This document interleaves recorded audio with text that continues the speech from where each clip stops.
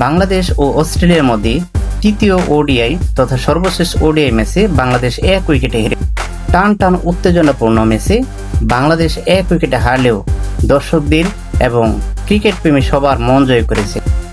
এ হারের মধ্যে কোনো গ্লানি নেই, আছে গৌরব। আজকে বাংলাদেশের ব্যাটিংয়ের সময় বাংলাদেশ প্রথমেই খুচট সৌম্য সরকারকে হারিয়ে বাংলাদেশ যে ধাক্কা খায় সেটা কাটিয়ে উঠতে আবার 2টি উইকেট পড়ে যায়।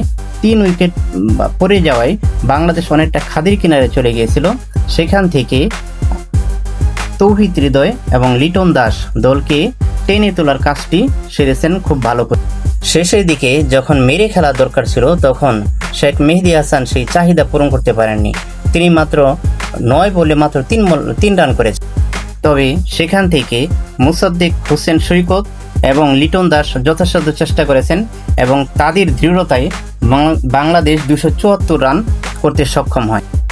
এরপর অস্ট্রেলিয়ার ব্যাটিংয়ের সময় অস্ট্রেলিয়ার ওপেনাররা যখন বাংলাদেশের বোলারদের উপর চড়াও হয়ে খেলা শুরু করলো, ঠিক সেই মুহূর্তে শরীফুল তার 2টি ড্রিম ডেলিভারিতে অস্ট্রেলিয়া ব্যাটিংয়ের উপর আঘাত হানে এবং বাংলাদেশ আবার খেলায় ফিরে আসে। আজ শরীফুল ইসলাম দারুণ খেলেছেন, তিনি দুর্দান্ত বোলিং করেছেন। তিনি আমার মনে হয় জীবনের সেরা বোলিংটি আজকে করেছেন।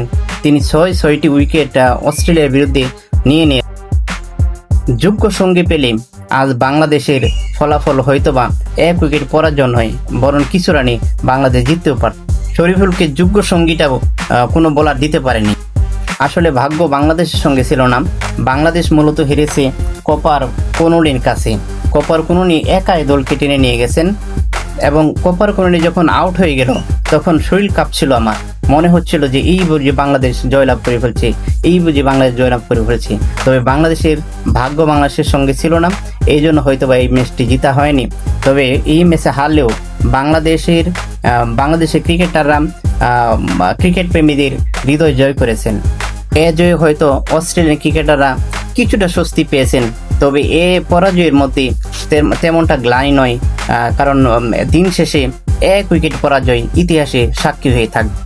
যে পরাজয়ের মধ্যেও বাংলাদেশের অনেক কিছু পাওনা রয়ে গেছে। বাংলাদেশ দল অস্ট্রেলিয়ার বিরুদ্ধে সিরিজ যাওয়ার ফলে বাংলাদেশের ওডিআই র্যাঙ্কিং অবশ্যই ইমপ্রুভ হবে এবং বাংলাদেশ জিম্বাবুয়েতে অনুষ্ঠিত ওডিআই ম্যাচে খেলার যোগ্যতা অর্জন করবে।